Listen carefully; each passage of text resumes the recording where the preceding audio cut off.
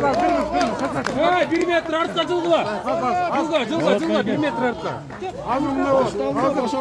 Сөйле болот. Шындықты айт. Сот мыйзам текшергенге үй камагына чыгарылды. Соткору мыйзам текшерди. Сот органдары күтүп атышат.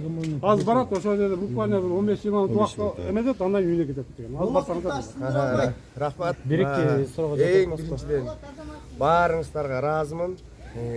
Ак ыйлет сынбайт дейт. Эч качан бул акыйкаттын актуусу жыгылбасын. Мен жалпы ушул жерге колдоп келген журналисттерге, баардык ушул жерде турган журналисттерге айтат элем. Биз болсо тең салмактуулукту сактай турчу 4-күнчү бийликпиз. Бизге ар бириңиздерге да чыканай берсин, аз 1-2 жерде кол кое турганда ар бирибизге дагы ушундай өйдөлдүү маселелер болот. Чыдайлы, ушундай ынтымактуу бололу, бири-бирибизди колдойлу. Ошондо акыйкаттын актуусун кулатпай, Кыргызстаныбызды өнүгүү жолуна баштап кетебиз.